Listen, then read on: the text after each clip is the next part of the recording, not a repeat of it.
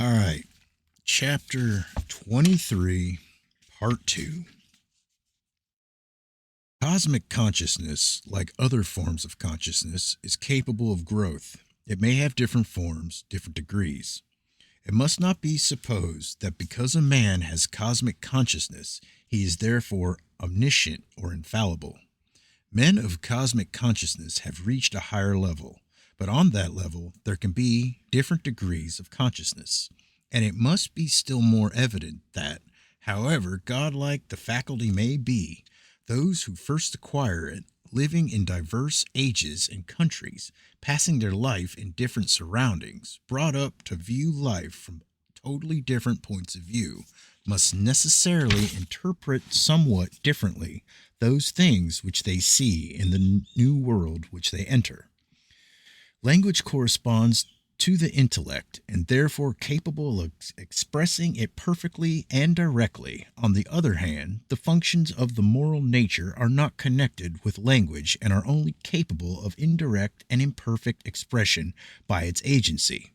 Perhaps music, which certainly has its roots in the moral nature, is at the at as at present existing the beginning of a language which will tally and express emotions as words tally and express ideas. Language is the exact tally of the intellect. For every concept there is a word or words, and for every word there is a concept. No word can come into being except as the expression of a concept. Neither can a new concept be formed without the formation, at the same time, of the new word, which is its expression. But as a matter of fact, 99 out of every 100 of our sense impressions and emotions have never been represented in the intellect by concepts and therefore remain unexpressed and inexpressible except by roundabout description and suggestion. As the correspondence of words and concepts is not casual or temporary, but resides in the nature of these and continues during all time and under all circumstances, absolutely constant. So changes in one of the factors must correspond with changes in the other. So evolution of intellect must be accompanied by evolution of language. An evolution of language will be evidence of evolution of intellect. It seems that in every or nearly every man who enters into cosmic consciousness, apprehension is at first more or less excited, the person doubting whether the new sense may not be a symptom or form of insanity. Mohammed was greatly alarmed. The Apostle Paul was alarmed in the same manner. The first thing each person asks himself upon experiencing the new sense is, does what I see and feel represent reality, or am I suffering from a delusion? The fact that the new experience seems even more real than the old teachings of consciousness does not at first fully reassure him, because he knows the force of delusions. Simultaneously, or instantly following the above sense and emotional experiences, there comes to the person an intellectual illumination quite impossible to describe. Like there is presented to his consciousness a clear conception, a vision in outline of the meaning and drift of the universe. He does not come to believe merely, but he sees and knows that the cosmos, which to the self conscious mind seems made up of dead matter, is in fact far otherwise, is in very truth a living presence. He sees that instead of men being, as it were, patches of life scattered through an infinite sea of non living substance, they are in reality specks of relative death in an infinite ocean of life. He sees that the life of which in man is eternal as all life is eternal, that the soul of man is immortal as God is, and man learns infinitely much of the new. Especially does he obtain such conception of the whole, or at least of an immense whole, as dwarfs all conception, imagination, or speculation, such a conception as makes the old attempts to mentally grasp the universe and its meaning petty and even ridiculous. This expansion of the intellect enormously increases the capacity both for learning and initiating. The history of the development and appearance of cosmic consciousness is cosmic. Let me try it again. The history of the development and appearance of cosmic consciousness in humanity is the same as that of the development of all the various psychic faculties. These faculties appear first in certain exceptional individuals, then become more frequent, thereafter become susceptible of development in all, and at last begin to belong to all men from their birth. Rare, exceptional, unique abilities appear in man in mature age, sometimes even in senility. Becoming more common, they manifest as talents in younger men, and then they appear as abilities even in children. At last, they become the common property of all from their birth, and their absence is regarded as a monstrosity. Such is the faculty of speech, i.e., the faculty of making concepts. Probably in a distant past, at the beginning of the appearance of self consciousness, this faculty was the gift of a few exceptional individuals, and it began then to appear perhaps in senility. After that, it began to appear more frequently and to manifest itself earlier. Probably there was a period when speech was not a gift of all men, just as are not now artistic talents, the musical sense, the sense of color and form.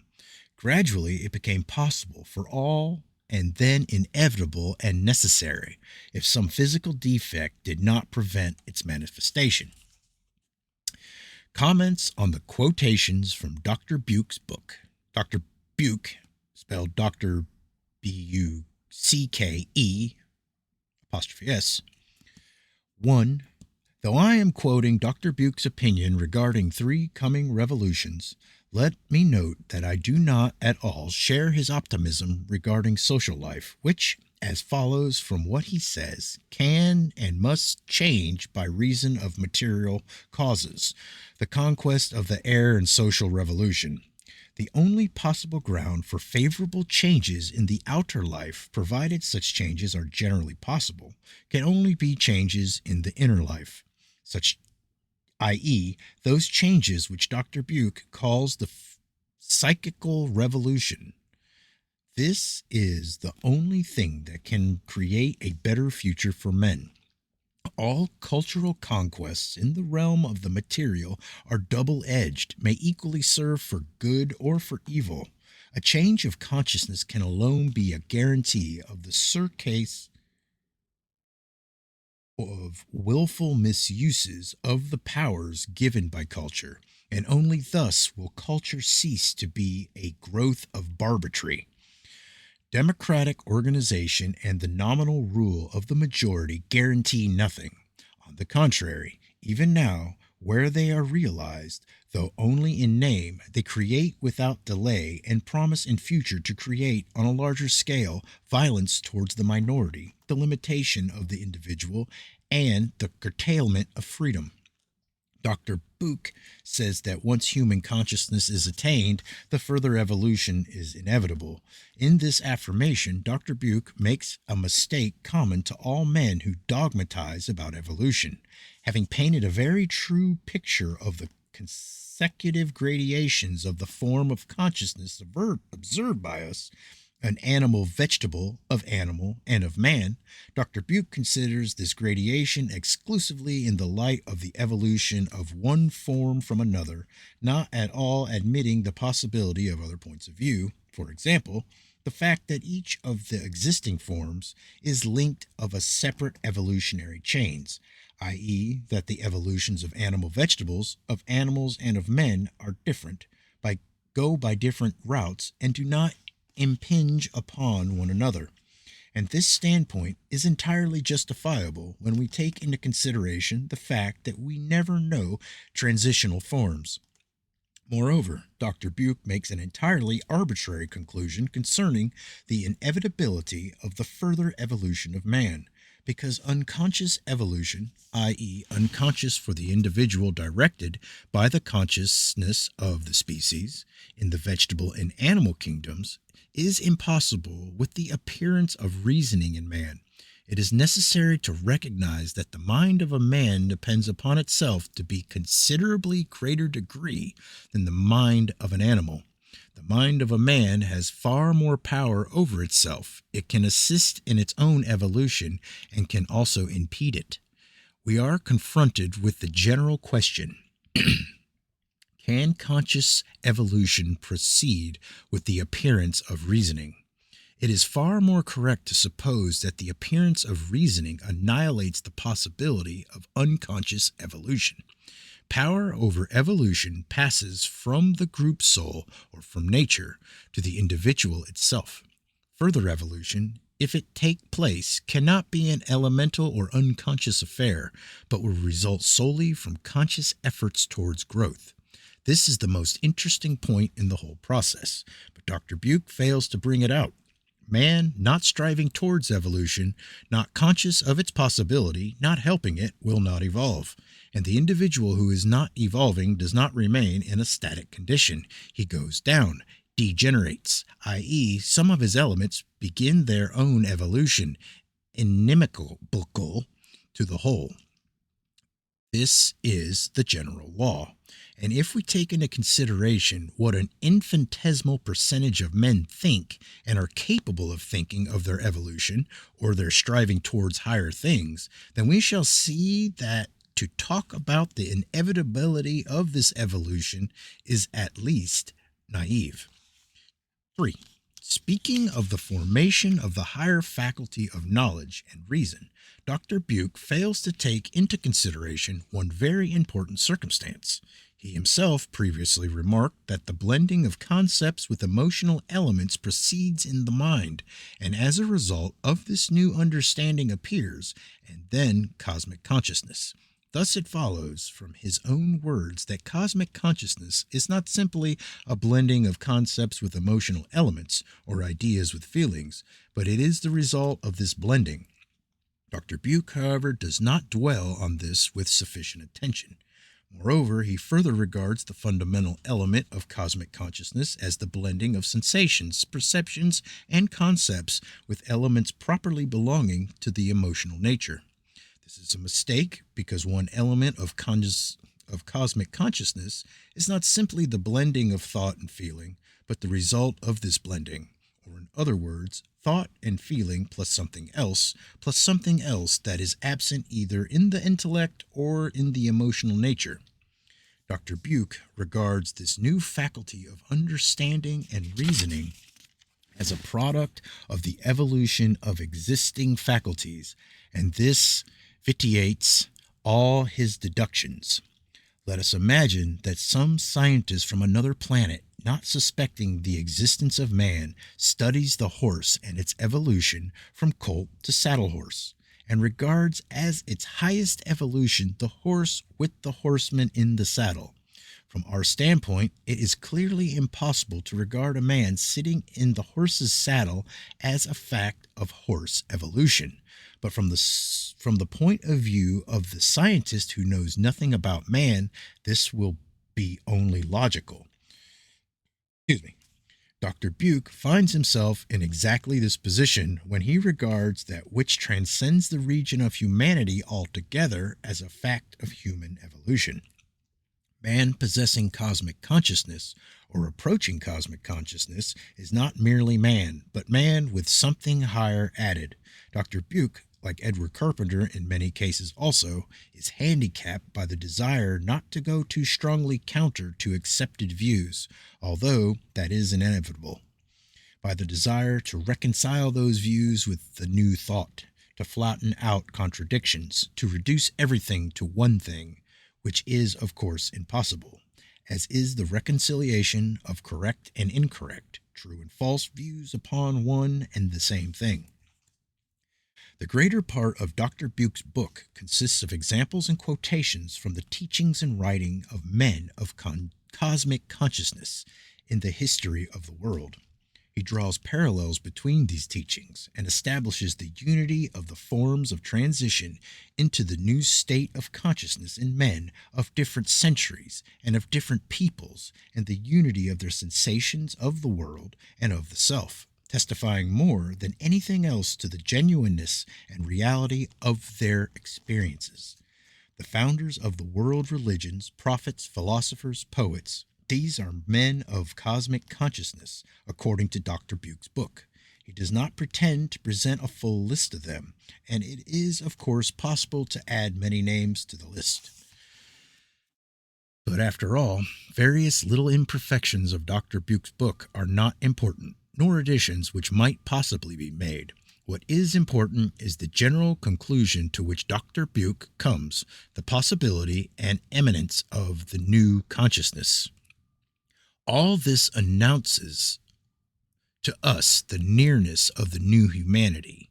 We are building without taking into consideration the fact that the new master must come who may not at all like everything that we have built. Our social sciences, sociology, and so forth have in view only man, while, as I have several times shown before, the concept man is a complex one and includes in itself different categories of men going along different paths. The future belongs not to man, but to Superman, who is already born and who lives among us. A higher race is rapidly emerging among humanity, and it is emerging by reason of its quite remarkable understanding of the world and life. It will be truly a higher race, and there will be no possibility of falsification, any substitution, or any usurpation at all. It will be impossible for anything to be bought or appropriated to oneself by deceit or by might. Not only will this race be, but it already is. The men approaching the transition into a new race begin already to know one another. Already are established passwords and countersigns, and perhaps those social and political questions so sharply put forward in our time may be solved on quite another plane and by quite a different method than we think. May be solved by the entrance into the arena of a new race conscious of itself, which will judge the old races. In my remarks, I called attention to certain imperfections in Dr. Buch's book, arising chiefly from a strange indecisiveness. Dr. Buch's book, arising chiefly from a strange indecisiveness of his, from his timidity in asserting the dominant significance of the new consciousness. This results from the desire of Dr. Buch to establish the future of humanity from a positivistic standpoint upon social and political revolutions. But we may regard this view as having lost all validity. The bankruptcy of materialism, i.e., logical systems, when it comes to organizing life on Earth is now evident in the bloody epoch which we are undergoing, even to those men who but yesterday were prating of culture and civilization. It became clearer and clearer that the changes in our outer life of the majority, when these changes come, will do so as a result of inner changes in a few. We may say further with regard to Dr. Buch's entire book that touching the idea of the natural growth of consciousness, he does not notice that these faculties do not unfold themselves perforce. Conscious work on them is necessary, and he does not dwell at all on conscious efforts in this direction, on the idea of the culture of cosmic consciousness. Meanwhile, there exists a whole series of psychological teachings, occultism, yoga, etc., and a large literature having in view a systematic culture of the higher consciousness. Dr. Buch does not remark this, and insists upon the idea of natural growth, although he himself several times touches upon the culture of consciousness. In one portion of his book, he speaks very contemptuously regarding the use of narcotics for the creation of ecstatic states, not taking into consideration the fact that narcotics cannot give anything which man does not possess. This is the explanation of the different actions of narcotics on different men, but can only in certain cases unfold that which is already in the soul of man. This entirely alters the point of view upon narcotics, as Professor William James has shown in his book, The Varieties of Religious Experience. In general, allured by the evolutionary point of view and looking at the future, Dr. Buke, like many others, does not pay sufficient attention to the present. That new consciousness which men may discover or unfold in themselves now is indeed far more important than that which may or may not appear in other millenniums hence. Regarding from different standpoints the complex forms of the manifestation of spirit, and analyzing the views and opinions of various authors, we are always confronted with what seems to be consecutive phases of consecutive stages of this unfoldment, and we find such phases or stages to be 4 in number. Further consideration of the living world known to us from the lower animal organisms come up to the highly developed body of man reveals the simultaneous existence of all our 4 forms of consciousness to which all other aspects of the inner life correspond. The sense of space and time, the form of activity, etc., still further consideration of man of the higher type reveals the presence of all the 4 forms of consciousness which are in living nature, with forms corresponding to them. See tables. And I'm going to put this table, I'll put this table up here in a second. Shit, I'll put it up right now. Hold on. Sorry, I'm going to try this. I don't normally do this. Let me see. I'm going to give it a shot. I'll go to this one right here. Make sure. Yeah, let's see what we got. Can you see the table? You can pause the table and look at the table. Okay, that's it. Put this back here. All right. I mean, it's a table. If people want me to like post that, I will. I'll take pictures or whatever. But there you go. I just wanted to make sure I'm being thorough. Anyways, C, table.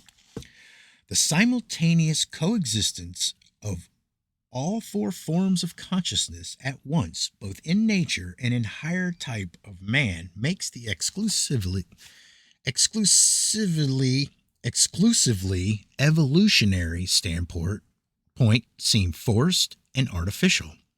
The evolutionary standpoint is often made the means of escape from difficult problems and from hard thinking.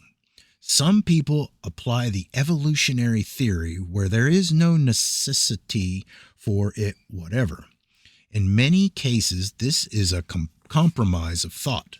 Not understanding the existing variety of forms and not possessing the skill to think of all this as a unity, men have recourse to the evolutionary idea and regard this great variety of forms as an ascending ladder, not because this conforms to facts, but from a desire to systemize the observed facts at all costs, though on entirely artificial foundations.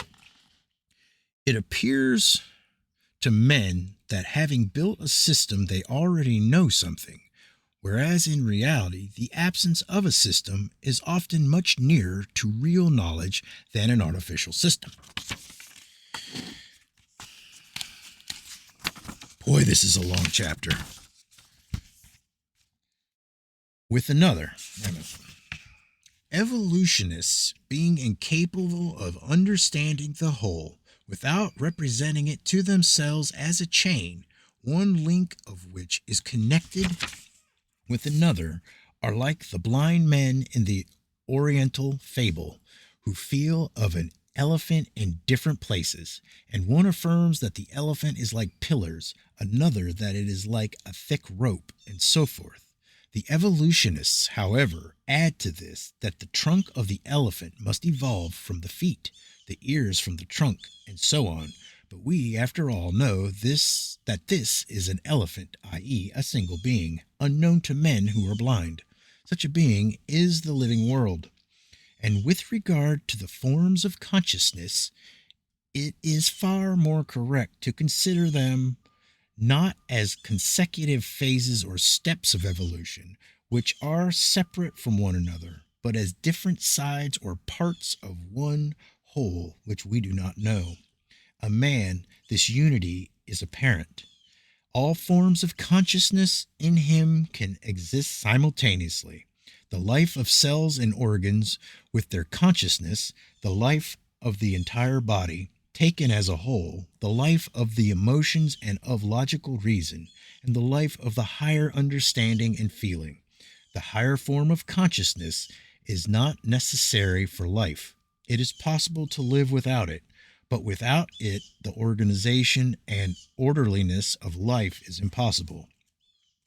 Long under the domination of materialism and positive thinking, forgetting and perverting religious ideas, men thought that it was possible to live by the merely logical mind alone.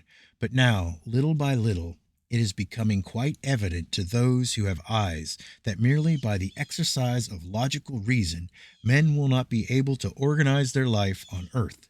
And if they do not finally exterminate themselves, as some tribes and peoples are doing, in any case they will create, and have already created, impossible conditions of life in which everything gained will be lost, i.e., everything that was given them in the past by men of self-consciousness and cosmic consciousness.